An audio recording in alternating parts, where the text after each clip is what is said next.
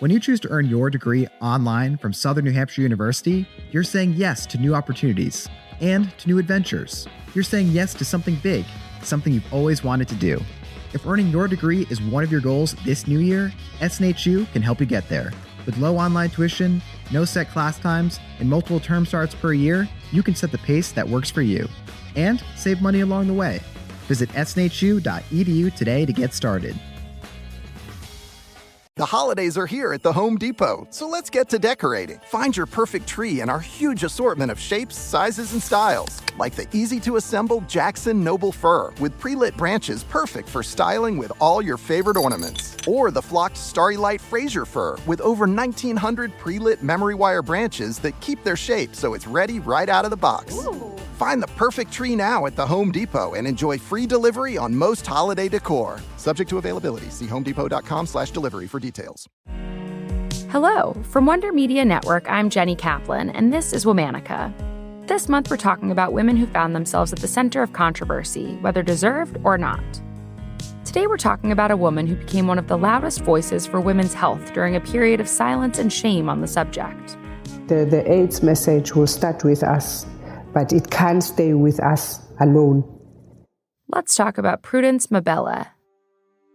Prudence Mabele was born on July 21st, 1971, in a township outside of Johannesburg, South Africa. She was the oldest of 4 girls. Prudence grew up during apartheid. Coming of age in an era of racial segregation and oppression, Prudence understood inequality early on.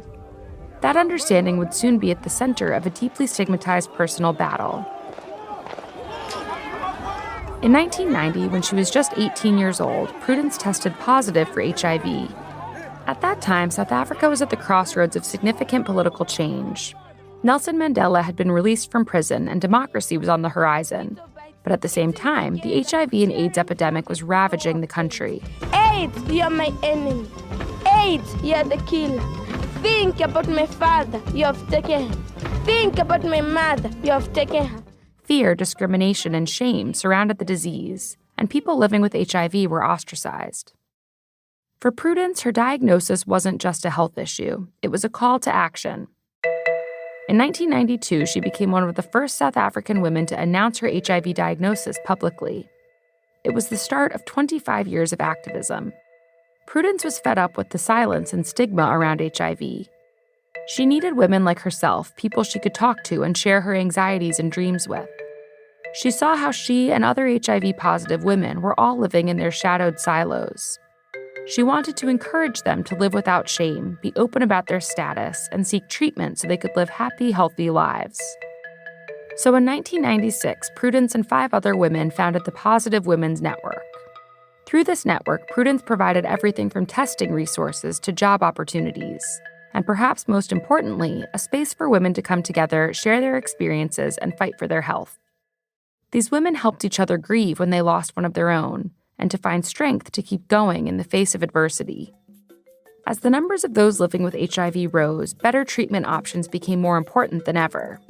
By the late 1990s, antiretrovirals, or ARVs, were the leading treatment for HIV, but they were too expensive for most.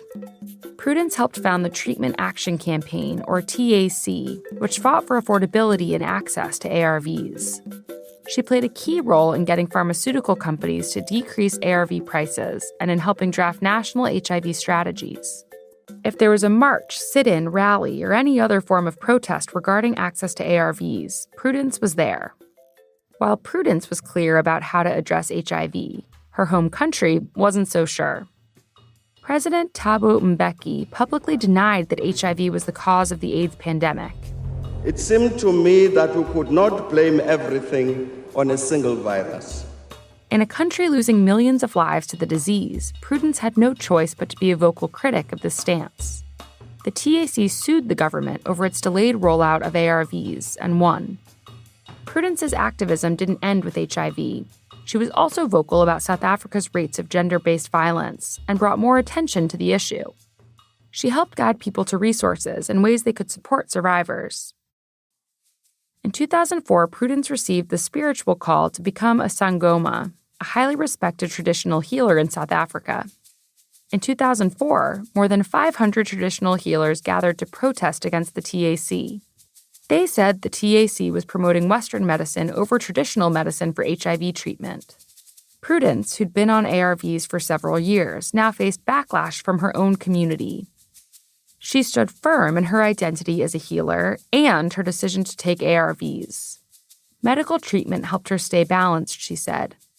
It helps me do all my rituals, and it helps me to dance. It makes me feel good.